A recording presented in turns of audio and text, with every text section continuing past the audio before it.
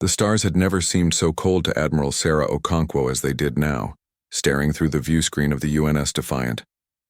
Somewhere out there, beyond the endless black, her daughter was celebrating her 8th birthday on New Vancouver Colony. Sarah had promised to be there. She had promised a lot of things before the distress signal came through. The Zetherian fleet had appeared without warning 3 days ago.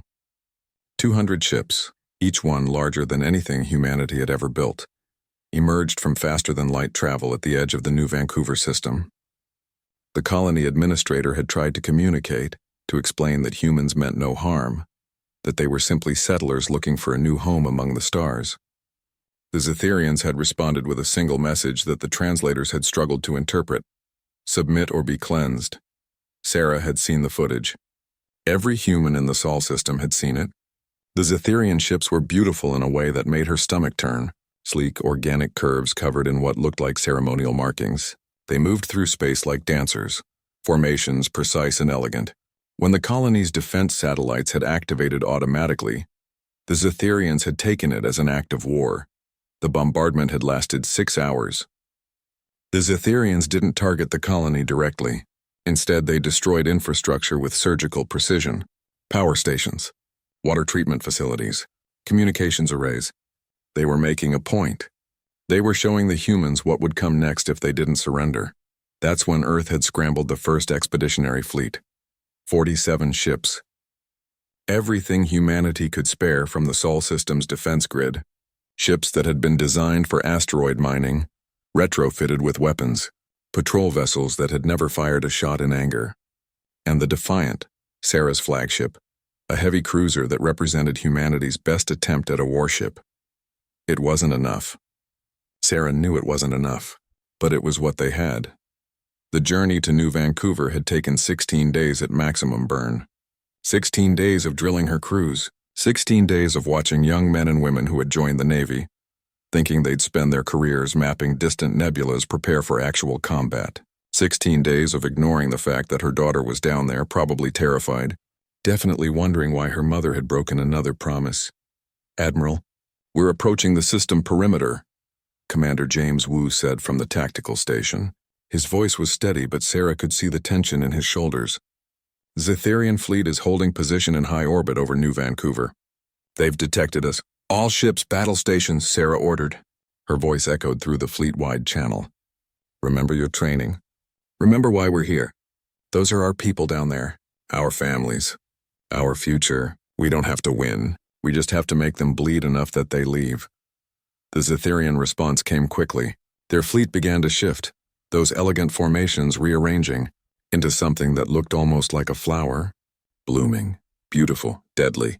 Formation designed for overwhelming inferior opponents, with minimal casualties, because that's what they thought this was. A show of force against primitives who didn't understand how warfare worked in civilized space. Sarah pulled up the tactical display. 200 Zetherian ships versus 47 human vessels. The computer helpfully calculated their odds of victory at less than 2%. She dismissed the calculation with a wave of her hand. "Woo, status on the surprise packages. Loaded and ready, Admiral. Engineering says the reactors are running hot, but they'll hold. Good. Weapons, I want targeting solutions on their command ships. Navigation. Plot us a course straight through their center formation." There was a moment of silence on the bridge. Lieutenant Sarah Chen at navigation turned in her seat, her eyes wide. "Through their formation, Admiral. The crossfire will be exactly what we want," Sarah interrupted. "They're used to enemies who fight by their rules. Distance, maneuver, elegant tactical exchanges. We're going to drive a knife right into their heart and twist." The Zetherians broadcast again.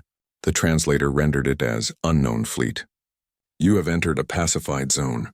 Withdraw immediately or be classified as hostile combatants requiring elimination." Sarah opened a channel. She spoke slowly, clearly, making sure the translators would get every word. "This is Admiral Sarah Okonkwo of the United Nations First Expeditionary Fleet. You attacked our colony. You threatened our people. We don't surrender. We don't retreat. And we sure as hell don't forget. Come find out what happens when you wake up, humanity." She closed the channel. "All ships engage." The First Expeditionary Fleet accelerated. Not the cautious approach of ships expecting a long engagement. "Full burn. Maximum velocity. The Zetherians seemed confused by this. Their formations held, elegant and proper, waiting for the humans to slow down and engage at a respectful distance. The humans didn't slow down. The Defiant led the charge, 46 ships behind her in a wedge formation that would have made any naval tactician from Earth's oceans proud. The Zetherians opened fire at maximum range. Their weapons were sophisticated. Particle beams that could carve through armor like butter, missiles that maneuvered with impossible precision. Human ships started dying immediately. The UNS Challenger exploded, her reactor going critical. The UNS Soul took a direct hit that sheared off her entire port side. The UNS Discovery spun out of control, atmosphere venting from a dozen breaches. But the human fleet didn't stop. They didn't even slow down. Sarah watched her people die and felt something cold settle in her chest. She had prepared for this. They all had. This wasn't going to be a clean fight. This wasn't going to be heroic. This was going to be brutal and ugly, and the only thing that mattered was making sure some of them made it home. Range to their formation? She asked. 15,000 kilometers and closing, Wu reported. Admiral, they're tightening their formation. They think we're going to try to break through. They're half right. Weapons fire solution alpha on my mark. The Defiant shuddered as she took multiple hits. Alarm screamed across the bridge. Damage reports flooded in. But Sarah kept her eyes on the tactical display, watching the distance close. 10,000 kilometers. 5,000.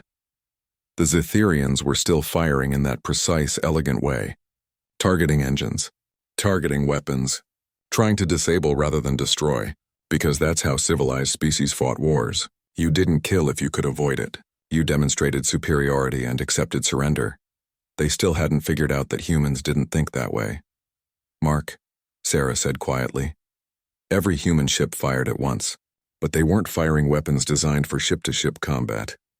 They were firing mining charges. Nuclear-pumped X-ray lasers.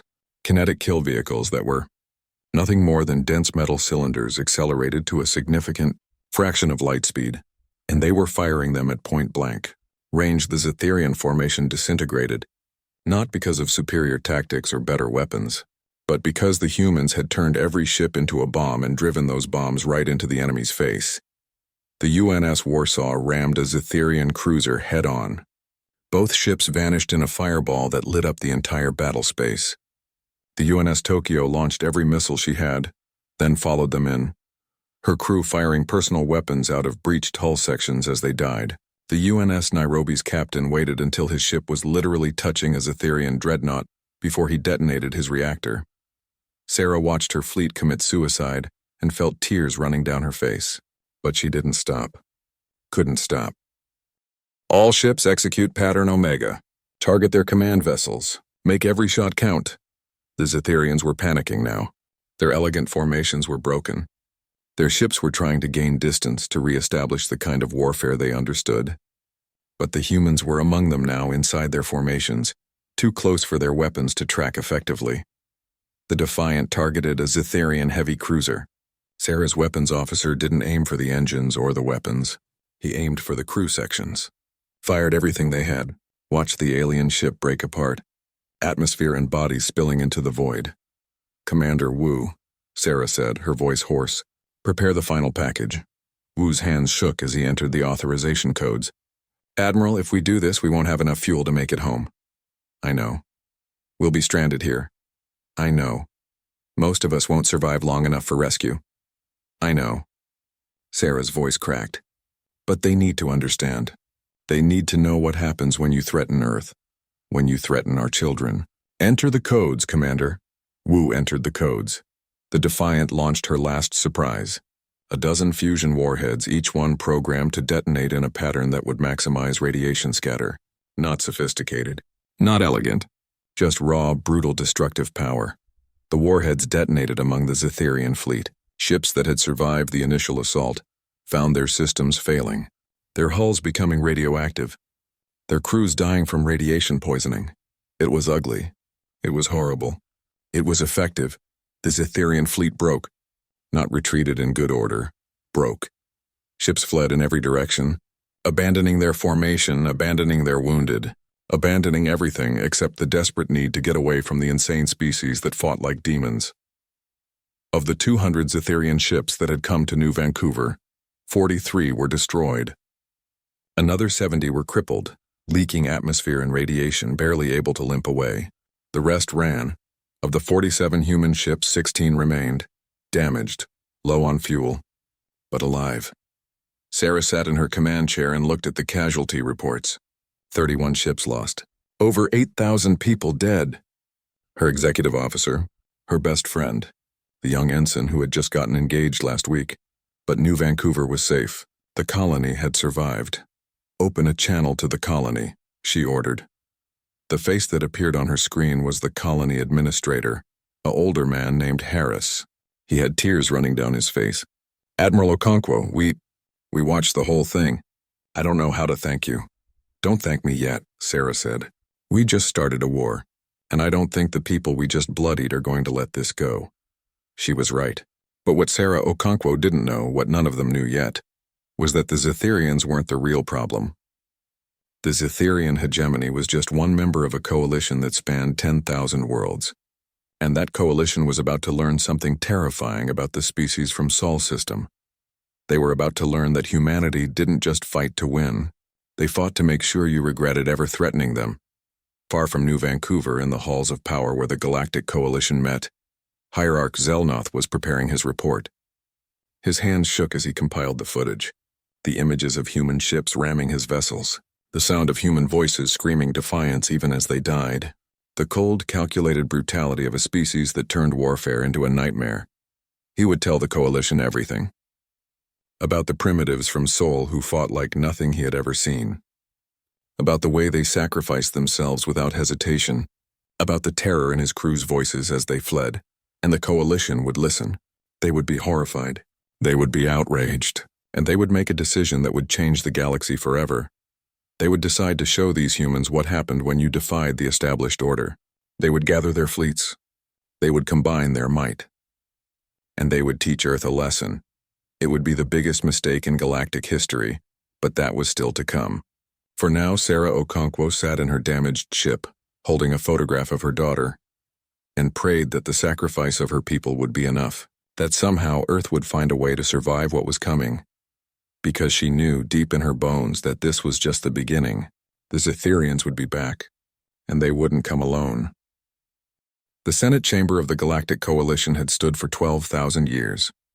Built from crystal mined from the core of a dead star, it reflected the light of 100 suns, each one representing a member species. For millennia, this chamber had been a place of dignified debate, of careful negotiation, of civilized discourse among the great powers of the galaxy. Today, it was a circus of fear. Counselor Vryn of the Keleth Collective stood at her podium, watching her fellow representatives shout at each other across the chamber floor. Her species was old, cautious, blessed with long memory and longer foresight. She had voted against the Zetherian expedition to Sol space. She had warned them that first contact with an unknown species required patience and careful study. Nobody had listened. And now they were all paying the price. Order! The Speaker of the Senate, a massive crystalline being named Harmonious Chord, let out a sonic pulse that rattled the chamber. "We will have order, or I will clear this chamber." The shouting died down to angry muttering. Vryn watched as Hierarch Zelnoth made his way to the central platform. The Zetherian looked like he had aged a decade in the month since the Battle of New Vancouver. His ceremonial robes hung loose on his frame. His eyes, usually bright with confidence, were haunted. "Honored members," Zelnoth began, his voice barely audible even with the chamber's amplification. "I have completed my report on the engagement with the species identifying themselves as humans from the Sol system." He activated the holographic display. The Senate fell silent as images filled the air above them. Ships ramming each other. Nuclear explosions. Human vessels literally tearing themselves apart to damage Zetherian craft. "As you can see," Zelnoth continued, "these humans do not fight according to any recognized conventions of warfare. They do not signal their intent to disengage. They do not accept surrender protocols. They do not distinguish between acceptable and unacceptable levels of casualties." Senator Crix of the Horvath Empire leaned forward. The Horvath were warriors by nature, proud of their military traditions. "Surely you're exaggerating. No sapient species wages total war. It's economically inefficient, socially destructive. There are rules. They don't care about rules. Zelnoth's voice cracked. I watched them ram my ships. I watched them detonate their own reactors just to take one of ours with them. I listened to their communications. They were singing, Senator. Singing as they died. The chamber erupted again. Vryn closed her eyes, feeling the weight of what was coming. Fear made people stupid. Fear made them lash out. And there was a lot of fear in this room. How many ships did they have? Someone called out. 47, Zelnoth replied. Against our ceremonial fleet of 200. And they won? They didn't win. They survived. But they destroyed 43 of our vessels and crippled 70 more. With 47 ships, the chamber went quiet.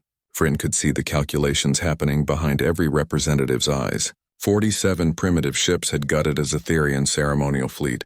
What could they do with a real military force? We need to know their strength, Admiral Vexnor of the Krail Dominion announced. The Krail were the Coalition's primary military power.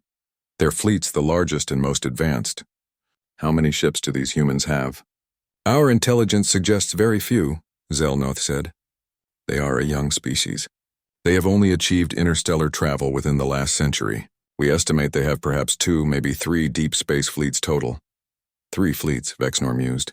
Even if each matches the ferocity of the first, that's less than 200 ships. The Coalition has access to thousands. Then we crush them, Senator Crix declared, slamming his fist on his podium. We show these primitives what happens when you defy the established order. We gather a combined fleet from 12 member species. We go to their homeworld, and we make them surrender. The chamber erupted in agreement. Vryn watched it happen with a sinking feeling in her chest. She raised her hand for recognition. Counselor Vryn, the speaker acknowledged. This is a mistake, Vryn said simply. We know nothing about these humans except that they fight with suicidal intensity. We don't know their technology base. We don't know their industrial capacity.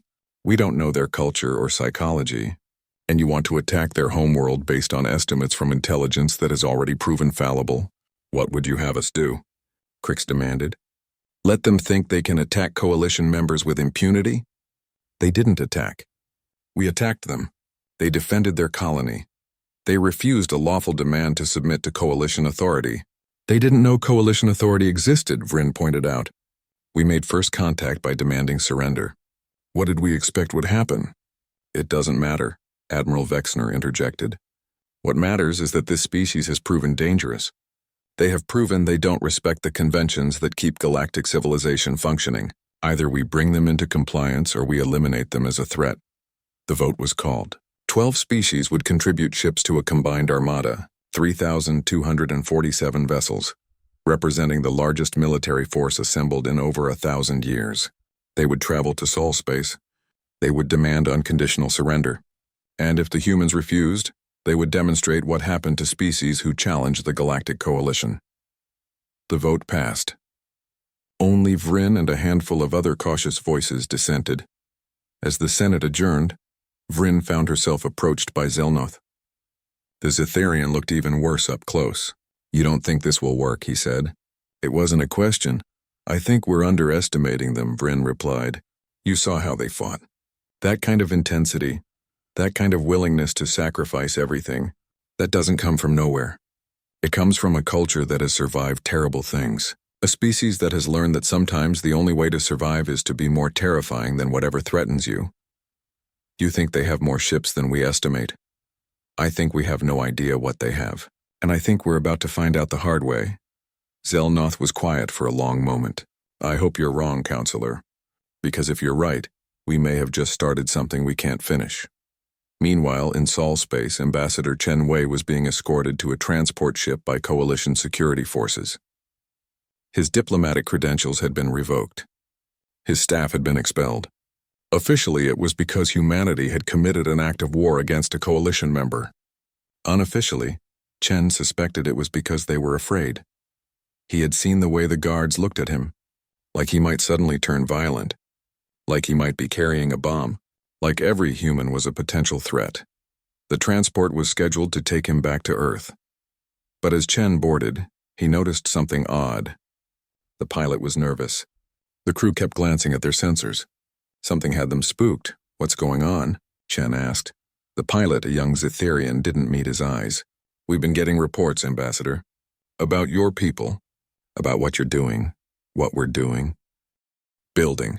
In Sol space. Around your homeworld. Your colonies. Everywhere. You're building ships. Chen felt a chill run down his spine. How many ships? The pilot's hands shook on the controls. We don't know. Your system is a mess of industrial activity. Asteroid mining. Shipyard construction. Your species is preparing for something. Chen didn't reply. He knew what humanity was preparing for. They were preparing for war. Because that's what you did when someone showed up at your door and demanded surrender. You didn't trust that they'd leave you alone. You didn't assume it was over. You prepared to make them regret ever threatening you. The journey back to Earth took 3 weeks. 3 weeks during which Chen received updates from the coalition news networks. Updates about the gathering armada. About the speeches in the Senate calling for human compliance. About the certainty that Earth would surrender when they saw the size of the force coming for them. 3 weeks during which Chen read reports from Earth intelligence. Reports that made him smile despite the gravity of the situation. When the transport finally entered Sol space, Chen saw what had the crew so nervous. The system was transformed. Where once there had been a few dozen ships, now there were hundreds. Shipyards in orbit around Mars, around Jupiter's moons, around Saturn's rings. And the ships themselves? They weren't like the first expeditionary fleet. Those had been retrofitted civilian vessels. These were purpose-built warships, sleek, predatory, armed, with weapons that made the mining charges and jury-rigged. Lasers of New Vancouver looked like children's toys. The transport docked at Earth Orbital Station 1. Chen was met by Admiral Sarah Okonkwo, who had been promoted to Supreme Fleet Commander after New Vancouver. She looked tired but determined. "Welcome home, Ambassador," she said. "I assume you've heard about our visitors?" 3,000 ships, Chen replied. "The Coalition Senate seems very confident they can force us to surrender. What do you think?" Chen smiled. It was not a pleasant smile. "I think they made the same mistake the Zetherians made. They assumed we're like them. They assumed we think about war the way they do." "And how do we think about war, Ambassador?" "We think about winning.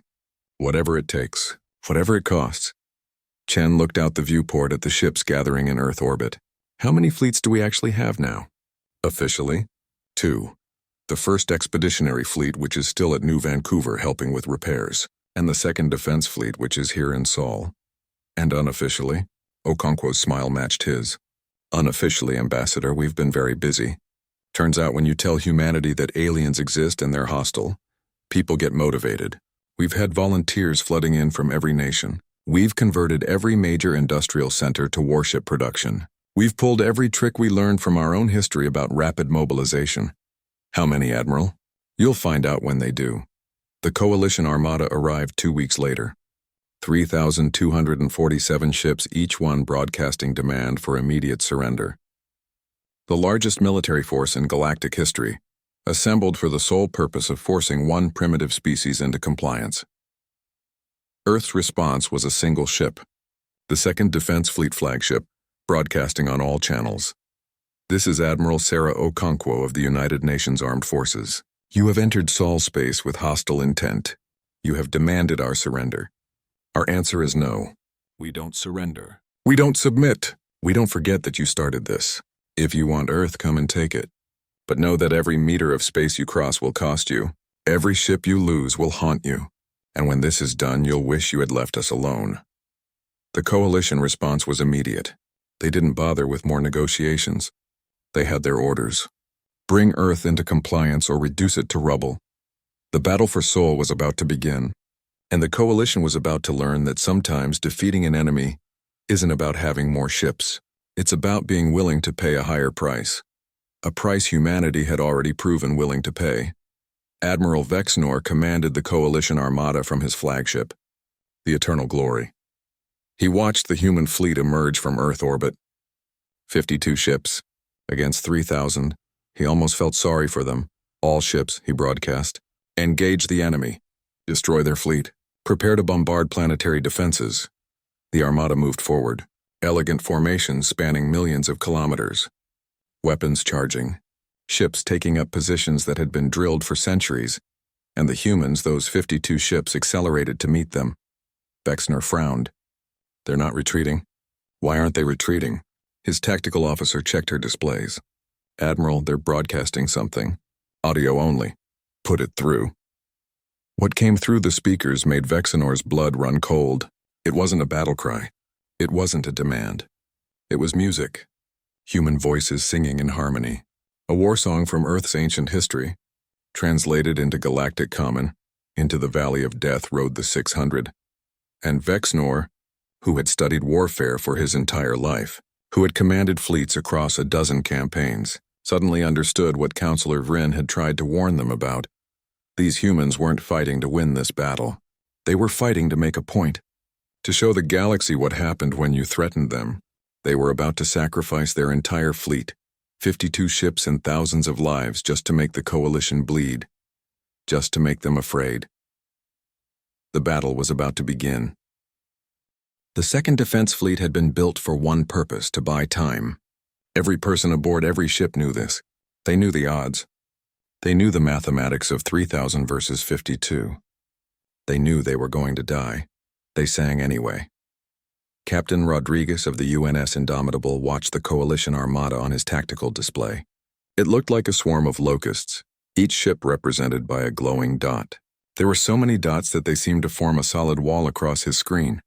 Weapons status? He asked. All systems green, Captain. The new missile pods are loaded. The railguns are charged. And the surprise packages are ready. Rodriguez allowed himself a small smile. The Second Defense Fleet wasn't just 52 ships. It was 52 ships equipped with technology that humanity had developed in the frantic months since New Vancouver. Technology that the Coalition didn't know about. Technology that Earth hoped would even the odds, at least a little. Navigation, take us into Neptune's orbit. Let's use the planet's gravity well to our advantage. The Second Fleet moved as one, their formation tight and precise. Behind them, Neptune hung like a blue jewel, its methane atmosphere swirling in eternal storms. The Coalition fleet followed, confident in their overwhelming numbers. Admiral Vexenor watched the humans position themselves near the gas giant. Clever, he admitted. They're hoping we won't risk firing heavy weapons near a planetary body. They think we'll be cautious. His tactical officer nodded. Should we halt our advance and engage at range? No, they want us to be cautious. They want a delay. I want this over quickly. All ships maintain course. Prepare to overwhelm them with a single decisive strike. The Coalition fleet pressed forward. When they reached weapon range, the sky lit up with energy fire. Thousands of particle beams and plasma bolts lanced toward the human formation. The humans scattered, their ships moving with desperate speed to avoid the barrage. The UNS Seoul took a direct hit and exploded. The UNS Cairo's engines failed, leaving her drifting. The UNS Mumbai broke in half, her crew compartments venting into space. But the surviving ships didn't retreat. Instead, they activated systems the Coalition had never seen before. Admiral, Vexenor's sensor officer called out, I'm detecting massive power spikes from multiple human vessels. They're launching something. The somethings were missiles, but not ordinary missiles. These were weapons that used artificial intelligence to guide themselves. Each missile learned from every evasion attempt, adapting its trajectory in real time. Where a normal missile could be fooled by countermeasures, these couldn't. The Coalition fleet's point defense systems opened fire. They destroyed hundreds of missiles, but hundreds more got through. And when they hit, they didn't just explode. They released payloads of smaller submunitions that spread across the Coalition formation like a virus. Damage reports coming in from multiple ships, Vexenor's communications officer reported. The submunitions are attaching to hulls and burning through armor. Ships are reporting systems failures across their networks. How many ships have been hit? Over 400, Admiral. No total losses yet, but significant damage. Vexenor felt a flicker of respect for the human tactics. They couldn't destroy Coalition ships easily, so they were crippling them, making them liabilities that would require rescue and repair, forcing the Coalition to divert resources to help damaged vessels. All ships intensify fire. I want those human vessels destroyed now. The Coalition pressed their attack. More human ships died. The UNS Wellington, the UNS Singapore, the UNS Prague, each death punctuated by the explosive decompression of atmosphere and the brief, brilliant flash of failing reactors. But the humans kept fighting. And they revealed more surprises. From hidden positions around Neptune's moons, massive weapons platforms emerged. These weren't ships. They were weapons that had been built into the asteroids themselves, disguised to look like natural objects. When they fired, they unleashed beams of energy that rivaled anything the Coalition had ever developed. Colony lasers, Captain Rodriguez explained to his bridge crew as they watched the weapons fire. We've been building them on every major colony, every moon, every station. Mars has them. Europa has them. Titan has them. Turns out when you tell humanity that war is coming, people get creative about how to defend themselves. The colony lasers carved through the Coalition formation. Each beam was powerful enough to punch through multiple ships if they were aligned properly. The Coalition fleet found itself caught in a crossfire, attacked not just by the human ships but by the entire orbital infrastructure of Sol system. Admiral Vexnor watched his casualty count rise. 400 ships damaged, now 50 destroyed, now 80, now 100. This is impossible, he muttered. They're primitives. They shouldn't have this technology. Our intelligence was wrong, his tactical officer interrupted. Admiral, I'm detecting new energy signatures. Something is accelerating out of the inner system. On the tactical display, new contacts appeared. Ships, moving at velocities that shouldn't be possible. They were coming from the direction of the sun. What are those? Vexnor demanded. His science officer studied the readings, her expression growing more alarmed by the second. Admiral, those ships, they're using the sun's gravity well to accelerate. They dove close to the corona and used it like a slingshot. They're moving at over 15% the speed of light. That's insane.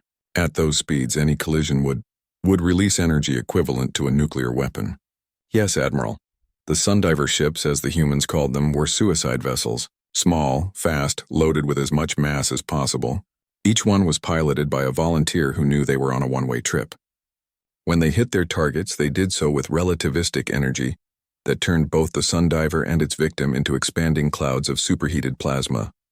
The Coalition fleet tried to evade, but at the speeds the Sundivers were traveling, evasion was nearly impossible. 12 more Coalition ships vanished in brilliant flashes of destructive energy. All ships, emergency dispersal pattern, Vexnor ordered. Get us away from these maniacs! The Coalition formation broke apart, ships scattering to avoid becoming targets. It was the right tactical decision, but it also meant they were no longer able to concentrate their fire. The human ships took advantage, pressing their attack with renewed intensity. The battle raged for 19 hours.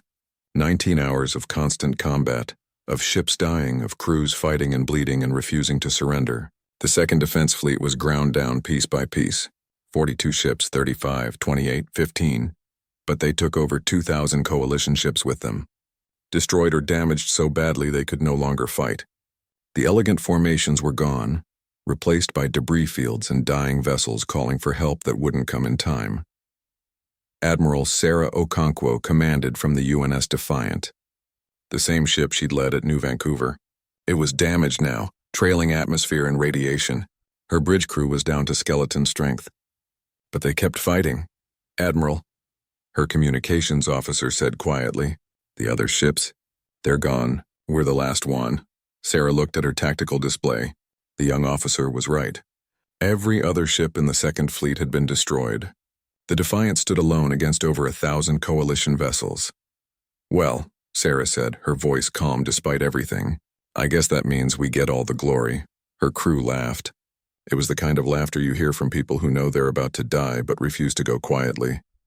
Navigation, plot a course for the largest concentration of enemy ships. Weapons, charge everything we have left.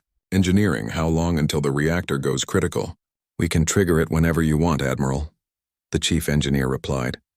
Just say the word. Sarah opened a fleet-wide channel. Not to the Second Fleet, which didn't exist anymore.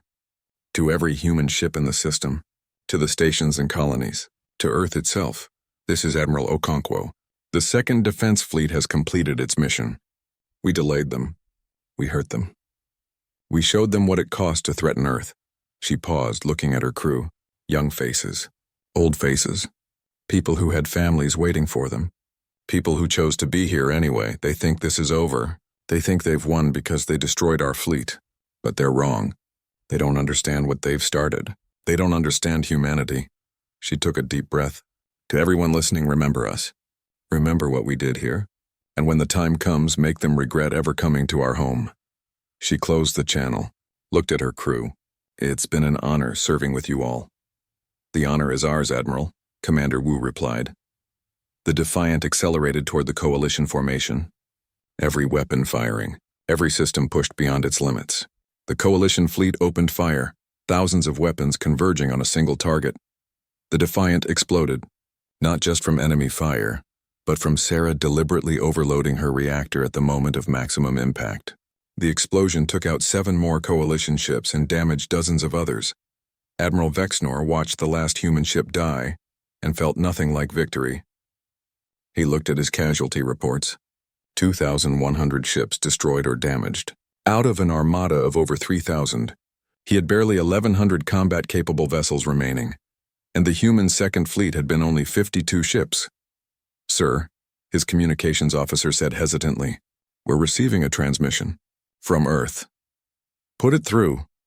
The face that appeared on the screen was an older man, wearing a simple military uniform with no decorations. "This is Secretary General Martinez of United Earth. You've destroyed our Second Defense Fleet.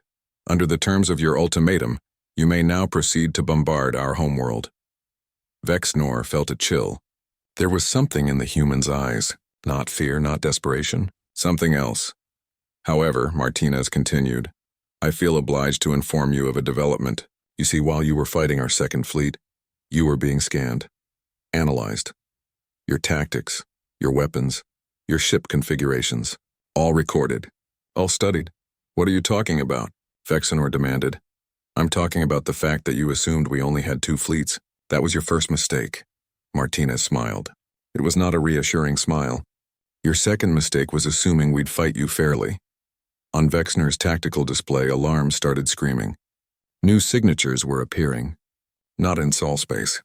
At the edges of the system where ships would emerge from faster-than-light travel, 1 signature, 2, 3, 5, 7, 10 separate fleet signatures, each one matching the power output of the fleets humanity had already fielded, each one converging on the Coalition formation from different vectors. "You wanted to see our full strength," Martinez said. "You wanted to make us submit. Instead, let me introduce you to something humanity learned long ago. Never threaten our home, because if you do, we don't just defend it." The 10 new fleets accelerated into the system, hundreds of ships, all of them fresh, all of them undamaged, all of them equipped with lessons learned from watching the Coalition fight. "We hunt you," Martinez finished. Vexnor's tactical officer was staring at her display in horror. "Admiral, those fleet signatures, they're designating themselves as retribution fleets, 3rd through 12th. 3rd through 12th, Vexnor repeated slowly. "They have at least 12 fleets?" "Sir, we need to withdraw now. We don't have the strength to—" "All ships!" Vexnor's voice cracked as he gave the order. "Emergency retreat. Get us out of this system." But as the Coalition fleet tried to disengage, they discovered humanity's final surprise. The human ships activated FTL interdiction fields, technology the Coalition didn't know humans possessed, technology that made it impossible to enter faster-than-light travel while within the field's radius. They were trapped. 1,000 battered Coalition ships caught in Sol space, with 10 fresh human fleets closing in from all sides. In the Coalition Senate, Councillor Vryn watched the tactical feeds with a sick certainty that she'd been right. They had underestimated humanity. They had assumed the primitives would fight like civilized species. Instead, the humans had done what they'd always done throughout their violent history. They'd adapted. They'd learned. They'd prepared. And they'd turned their home system into a trap. The second phase of the war was about to begin. And this time, humanity wasn't defending, they were hunting. The retreat from Sol was a nightmare that would haunt Coalition survivors for generations. Admiral Vexnor's remaining forces tried everything to escape the human interdiction fields. They pushed their engines beyond safe limits. They attempted to navigate through Jupiter's radiation belts. They even fired on the interdiction generators themselves, desperately hoping to create a gap they could slip through. The humans hunted them with cold precision. Captain Marcus Steele commanded the flagship of the 3rd Retribution Fleet, a vessel called the Reckoning. He was younger than most fleet commanders, promoted rapidly through the ranks after New Vancouver. Unlike Admiral Okonkwo, who had been a scientist before the war. Steele was military through and through. He had studied every conflict in human history, every battle, every victory and every defeat. He had learned one critical lesson. Mercy was something you showed after your enemy surrendered, not before. Tactical update on coalition forces? He asked. They're scattered across the inner system, Captain. Trying to break through our interdiction perimeter. Approximately 940 ships still combat capable. The rest are damaged but mobile. Good, all ships weapons free. Target any vessel attempting to break containment. I want them to understand that the only way out of Seoul is through us. The 3rd Retribution Fleet opened fire. But unlike the desperate sacrificial attacks of the 1st and 2nd Fleets, this was calculated destruction. The humans had spent 19 hours watching the coalition fight. They knew which ships were command vessels. They knew which formations were most effective. They knew exactly where to hit to cause maximum damage with minimum expenditure of ammunition. A coalition cruiser tried to make a run for the outer system. The Reckoning's targeting computer tracked it effortlessly. A single missile launched. Not a nuclear weapon or a kinetic kill vehicle. Something new. What was that? Vexnor's sensor officer reported from the Eternal Glory. Some kind of guided munition just hit the Valor's light. Damage report? That's the strange thing, sir, no damage. But the ship is reporting complete systems failure. Engineering, navigation, weapons, life support. Everything is shutting down. What? It's some kind of electromagnetic pulse weapon, but more sophisticated than anything we've seen. It's not just disrupting electronics. It's rewriting them. The Valor's light is dead in space.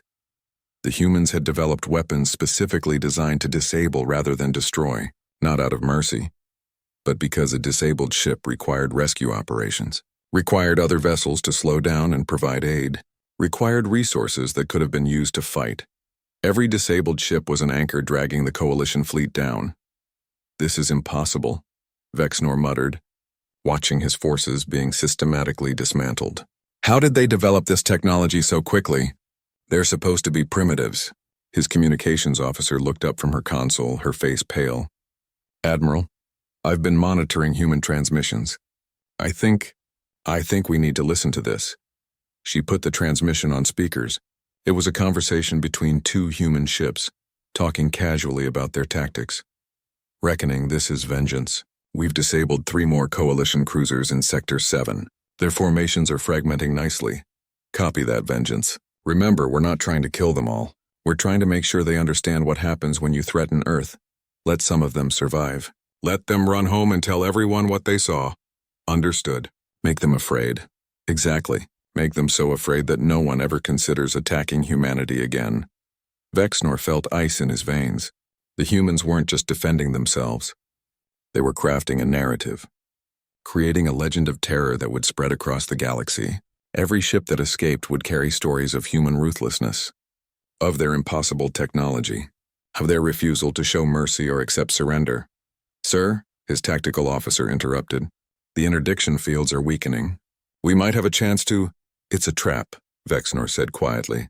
They're letting us think we can escape. They want us to run, to scatter, so they can hunt us down separately. He was right. As coalition ships desperately fled toward the weakening interdiction fields, the human retribution fleets pursued. Not in a mass formation, but in coordinated hunter-killer groups, small squadrons that could isolate and destroy individual coalition vessels before help could arrive. The running battle lasted 6 days. 6 days of coalition ships trying to reach the edge of the system. 6 days of human vessels appearing from nowhere, striking and vanishing. 6 days of watching the casualty count rise. By the time the surviving coalition forces finally broke free and entered FTL, they had lost 400 more ships. Less than 600 vessels remained from an armada that had numbered over 3,000. But the coalition's nightmare was just beginning. In the halls of the Galactic Senate, Hierarch Zelnoth was desperately trying to analyze captured human data. His team had recovered fragments of communications, technical manuals, even some intact computer systems from destroyed human ships. What they found made no sense. This can't be right, his chief analyst said, staring at a holographic display. According to this, humans don't have 12 fleets. They have 47. The room went silent. That's impossible, Zelnoth said. Our intelligence estimated 3 fleets, maybe 5 at most. How could we have been so wrong? Because they lied to us, sir. Or more accurately, they let us believe what we wanted to believe. Look at this. The analyst pulled up a document. This is a human military organizational chart. They have fleet designations for every major colony, every industrial center, every significant population hub. Each one maintains its own defensive force. The 1st Expeditionary Fleet at New Vancouver, the 2nd Defense Fleet at Earth, and then there are retribution fleets, offense-oriented forces designed specifically for attacking enemy territory. 47 fleets, Zelnoth repeated. His hands were shaking. We've only encountered 12. Where are the rest? That's what terrifies me, sir. I don't know. Counselor Vryn arrived at Zelnoth's research facility shortly after receiving his emergency summons. She found him staring at a star map with a look of absolute horror. Show me, she said simply. Zelnoth activated the display. Red markers appeared across known space. Not in Coalition territory, not yet, but positioned at key locations that would allow rapid strikes against Coalition worlds if humanity chose to launch an offensive. These are the fleet positions we've confirmed through signal. Intercepts and sensor readings, Zelnoth explained. 3rd through 12th Retribution fleets are still in Sol space, hunting down our survivors. But fleets 13 through 24 have been detected here, here, and here. He pointed to positions along major trade routes. They're not defending. They're positioning for invasion. And the other 23 fleets? We don't know. They could be anywhere, hidden in asteroid fields, lurking in nebulas, waiting. Vryn studied the map silently.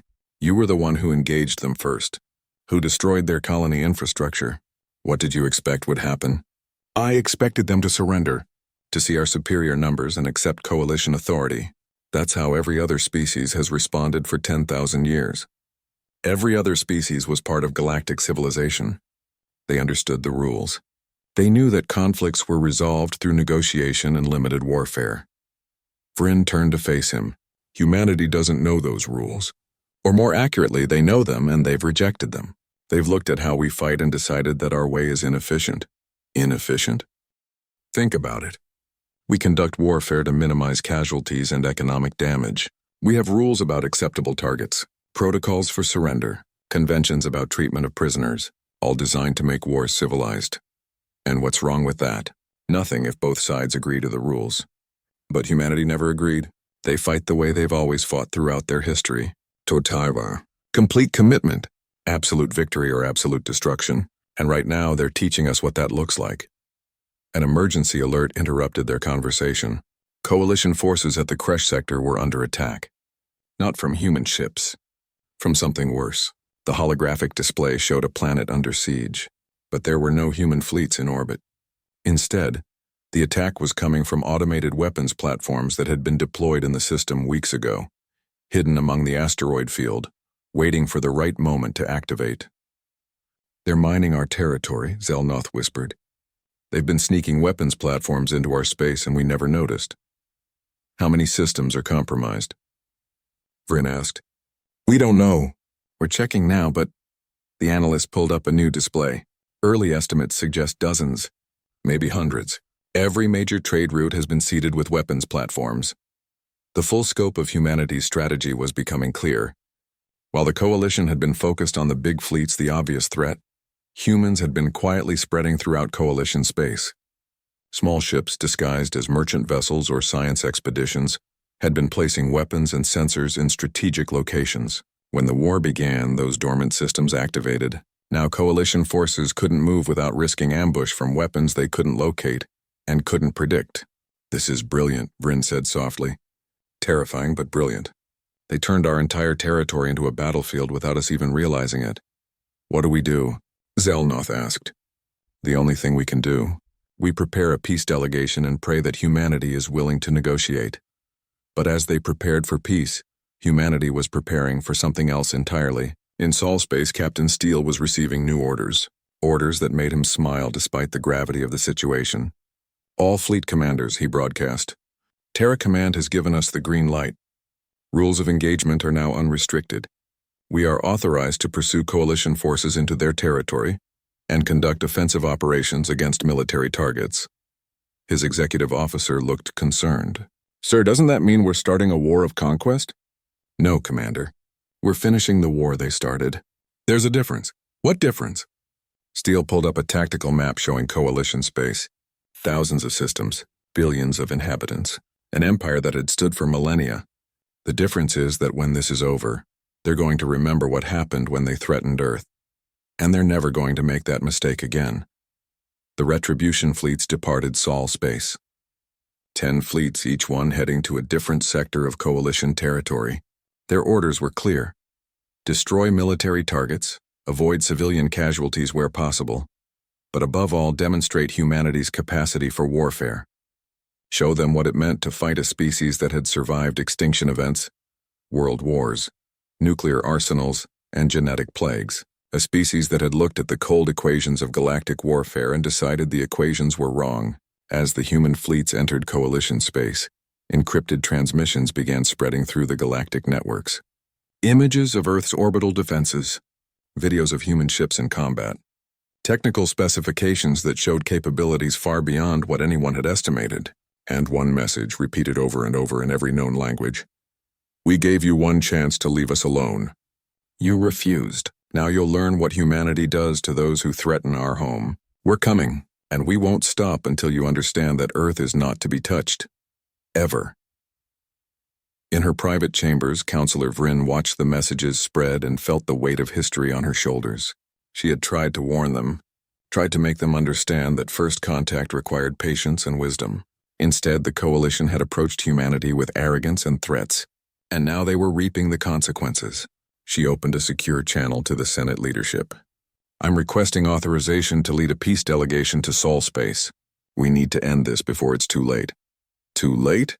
The Senate Speaker replied. Counselor, you're overreacting.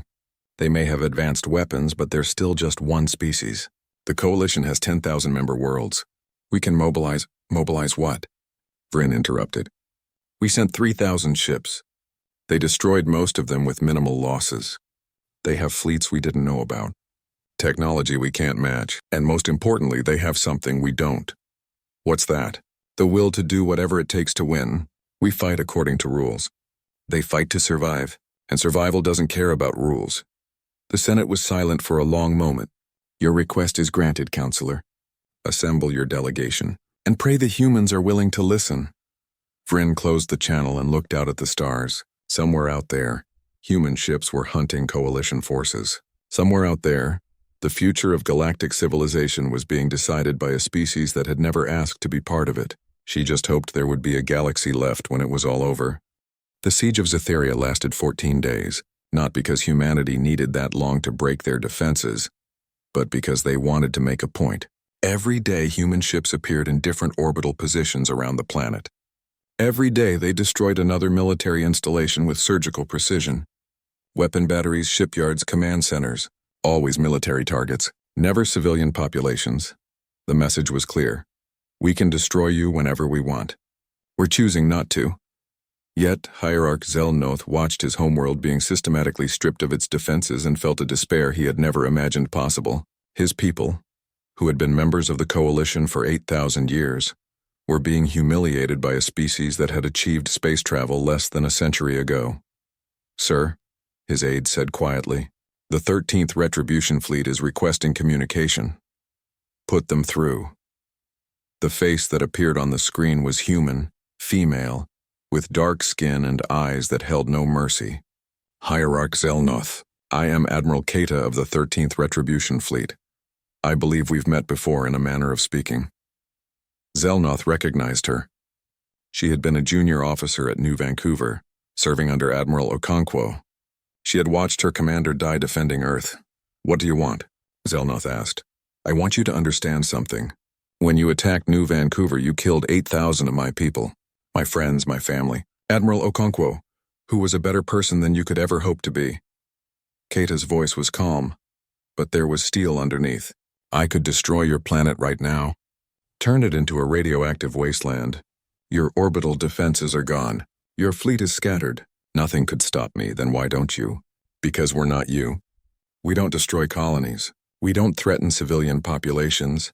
But we want you to remember this moment. Remember that we had the power to end your civilization and chose mercy. Because the next time you think about attacking humanity, I want you to remember who showed restraint and who didn't." The transmission ended.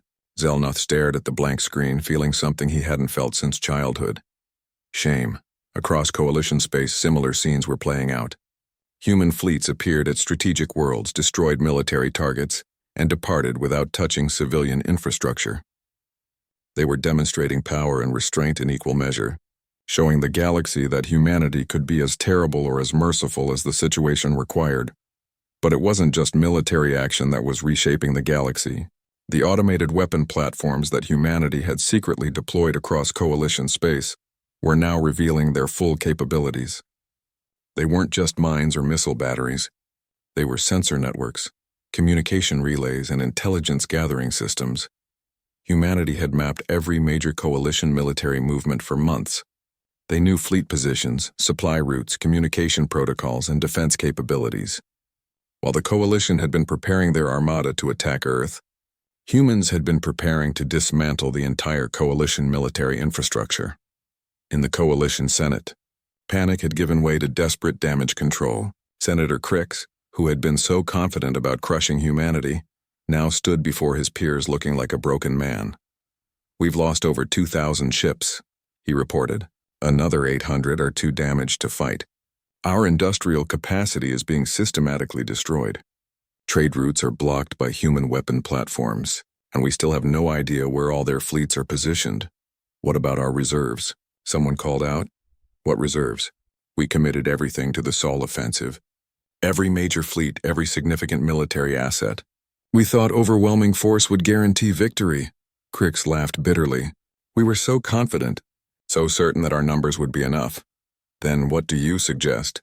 the Senate Speaker asked. "Surrender. Unconditional surrender. Before they decide that mercy is no longer strategically useful." The Senate chamber erupted. Some representatives demanded continued resistance. Others called for negotiation. A few suggested fragmenting the Coalition, so individual species could seek separate peace terms. Councillor Vryn watched the chaos with tired eyes. This was what happened when fear replaced wisdom, when pride prevented clear thinking. She waited for the shouting to die down before speaking. "I'm leaving for Sol space in 2 hours," she announced. "I'm taking a delegation of 12 representatives from different species. We're going to negotiate a peace treaty. Anyone who wants to join me is welcome. Anyone who wants to continue fighting can do so. But understand this, humanity has already won. All we're doing now is deciding how many more people have to die before we officially admit it." The journey to Sol space took a week. Councillor Vryn's delegation traveled in an unarmed diplomatic vessel, broadcasting peace signals on every frequency. They were intercepted 3 times by human patrols. Each time they were boarded, searched thoroughly, and allowed to proceed. The humans were taking no chances. When they finally reached Earth, Vryn was struck by what she saw. The planet was beautiful. Blue oceans, green continents, white clouds. But surrounding it was a defensive network that made even the most fortified Coalition worlds look vulnerable. Weapon platforms, shield generators, ships in formation so dense they looked like rings around the planet. Humanity had turned its homeworld into a fortress, and based on the construction she could see ongoing, they weren't planning to ever let it be vulnerable again. The delegation was brought to Geneva, to a building that had been partially damaged during the battle for Sol. The humans had deliberately chosen this location, making sure the delegation saw the scars of war before negotiations began. Secretary General Martinez met them in a conference room with windows that looked out over the city. He was flanked by military officers, including Captain Marcus Steele, who had been promoted to admiral after his successful campaign in Coalition space. "Councillor Vryn," Martinez said, extending his hand in the human gesture of greeting. "Thank you for coming. I understand you were one of the few who opposed the attack on Sol." "I was," Vryn replied, "though I wish I had been more persuasive." "So do I. A lot of people would still be alive if your colleagues had listened to you." Martinez gestured to seats around the table. "Please sit. We have much to discuss." The negotiations lasted 3 days. The Coalition delegation arrived expecting harsh terms. They found something more complex. "We don't want territory," Martinez explained. "We don't want to rule over other species. We didn't ask to be part of galactic politics. You came to us, remember? You demanded we submit to your authority. All we wanted was to be left alone. Then what do you want? Senator Crix asked. Guarantees. We want formal recognition of human sovereignty over all systems we've colonized. We want reparations for the damage done to New Vancouver and Seoul. We want full access to coalition technology and trade networks. And most importantly, we want permanent representation on the Galactic Council with veto power over any military actions. Veto power? Crix sputtered. That's absurd. No single species has that authority. Then maybe it's time that changed, Admiral Steele said coldly. You've proven that the coalition can't be trusted to make rational decisions about military force. You attacked a species you knew nothing about because we refused to submit. What's to stop you from doing the same thing to the next species that doesn't fit your expectations? The Admiral is right, Vryn said quietly. This war happened because we didn't have sufficient checks on military action. We allowed fear and pride to override wisdom. Perhaps humanity's presence on the Council will force us to think more carefully before resorting to force. The debate continued, but the outcome was inevitable. The coalition had no leverage. Humanity held every advantage and was generous enough to not press for total domination. The terms were harsh but not impossible. Painful but not civilization-ending. On the third day, the treaty was signed. The coalition officially surrendered. Humanity was granted full membership in the Galactic Council, with the powers and protections they demanded. Reparations would be paid over the next 50 years. And most significantly, the coalition's military forces would be reduced and placed under joint command that included human oversight. As the delegation prepared to leave, Martinez asked Vryn to stay for a private conversation. You tried to stop this war, he said. Why? Because I'm old enough to remember when my species first joined the coalition. We were young then, aggressive, certain of our superiority. Vryn looked out the window at Earth. We picked a fight with a species that had been part of the coalition for millennia. We lost badly. It taught us humility, made us understand that strength isn't just about weapons or numbers. It's about wisdom, about knowing when to fight and when to negotiate. And you saw that we would do the same thing to the coalition? I saw that you were dangerous in ways the Council didn't understand. Not because you're more violent or more cruel than other species, but because you're survivors. Every other species in the coalition evolved on relatively stable worlds. They never faced extinction events, never had to claw their way to the top of their food chains. You did. Humanity learned to survive against impossible odds long before you reached the stars. That makes you fundamentally different from us. Martinez was quiet for a moment. Are you afraid of us, Counselor? Terrified, Vryn admitted, but also hopeful. Because I think humanity might be exactly what the galaxy needs. We've been stagnant for too long. Too comfortable, too certain of our superiority. Maybe having a species of survivors forcing us to think differently will make us stronger. Or maybe we'll destroy everything. Perhaps, but I prefer to think you'll surprise us, the way you've already surprised us by showing mercy when you could have chosen vengeance. 5 years passed. The galaxy adapted to its new reality with surprising speed. Human fleets patrolled coalition space, their presence a constant reminder of the war. But they also provided security, responding to pirate attacks and border disputes with an efficiency that the old coalition military had never achieved. Human technology began spreading through galactic civilization, medical advances that had been developed during humanity's tumultuous history, engineering techniques refined through centuries of warfare, agricultural methods that could turn barren worlds into gardens. In exchange, humanity gained access to faster-than-light technology that made their old drives look primitive. Gravity manipulation that revolutionized construction, energy systems that didn't rely on fusion or fission. The relationship wasn't always smooth. There were incidents, misunderstandings, cultural clashes between species who saw the universe in fundamentally different ways. But there was also cooperation, joint scientific expeditions, cultural exchanges, even military exercises where human and coalition forces trained together. Hierarch Zelnoth, now serving as an advisor to the human-led Military Oversight Committee, found himself working alongside the species he had once fought. It was strange, uncomfortable, and occasionally humiliating, but he couldn't deny that the galaxy was more stable now than it had been in centuries. You look troubled, Admiral Kata said, finding him staring at a star map late one night. I was thinking about New Vancouver, Zelnoth admitted, about the choice I made to attack. about how different things would be if I had chosen differently. You can't change the past. No, but I can try to prevent others from making the same mistakes. He turned to face her. That's why I'm here. Why I'm helping you. Because someone needs to remember what happens when pride and fear override wisdom. Keita nodded slowly. For what it's worth, Admiral Okonkwo wouldn't have wanted this. The war, the deaths. She was a scientist before she was a soldier. She believed in finding peaceful solutions. But she was willing to fight when necessary. Yes, and that's the lesson, isn't it? Peace is always preferable, but only if all parties respect it. The moment someone decides they can take what they want by force, you have to be ready to make them regret that decision. In the human shipyards orbiting Earth, construction continued at a pace that alarmed many coalition observers. Hundreds of new ships taking shape in zero gravity, each one more advanced than the last. Each one a reminder that humanity was not satisfied with their current capabilities. A coalition inspection team visited one of the shipyards led by Counselor Vryn. She watched the construction with a mixture of fascination and concern. Why? She asked the human engineer giving the tour. You've won the war. You have the strongest military in the galaxy. Why keep building? The engineer, a young woman named Chen, smiled. Because of what you taught us, Counselor. What we taught you? That the galaxy is dangerous.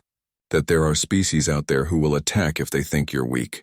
That the only way to truly be safe is to be so strong that no one even considers threatening you. Chen gestured at the ships under construction. Admiral Okonkwo died defending Earth. Admiral Keita lost her entire family at New Vancouver. My grandfather died during the battle for Sol. We won't let that happen again. Ever. But surely at some point you'll feel secure enough to... No. Chen interrupted gently. You don't understand. We'll never feel secure enough. That's not how humanity works. We prepare for threats we can't see. We build defenses against enemies that don't exist yet. Because our entire history has taught us that the moment you stop, preparing for war is the moment war finds you. Vryn watched the ships taking shape and realized that humanity had fundamentally altered the balance of power in the galaxy. Not just militarily, but psychologically. Other species now had to factor humanity into every decision. Had to consider how Earth would respond to any action. It was terrifying and stabilizing in equal measure. In the Coalition Senate, debates raged about humanity's role in galactic affairs. Some species resented the restrictions imposed by human military oversight. Others argued that the stability humanity provided was worth the cost to pride. Still others wondered what would happen when humanity's next generation came of age. The children who had grown up knowing only that the galaxy had attacked their homes and Earth had responded with overwhelming force. Would they be peaceful, or would they be conquerors? That depends on us, Martinez told the Senate during one particularly heated session. Humanity doesn't want to rule the galaxy, but we won't allow the galaxy to threaten us. Treat us fairly, respect our sovereignty, and we'll be the best allies you could ask for. But cross us. He let the implication hang in the air. No one needed him to finish the sentence. Everyone had seen what humanity did to those who threatened them. Years passed. A generation grew up knowing humanity as a galactic power. Children on coalition worlds studied human history, fascinated and horrified by the species that had survived so many self-inflicted catastrophes. Human children learned galactic history, understanding their place in a civilization spanning thousands of worlds. And in the shipyards, construction continued. Because humanity remembered. They remembered New Vancouver. They remembered the battle for Sol. They remembered Admiral Okonkwo's sacrifice and the thousands who had died defending their home. They remembered, and they would never be vulnerable again. Admiral Steele, now elderly and gray, stood before a graduating class of young officers from a dozen different species.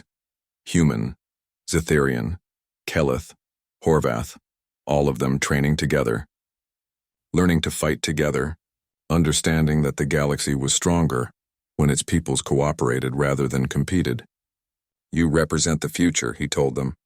A future where we don't fight each other over territory or pride.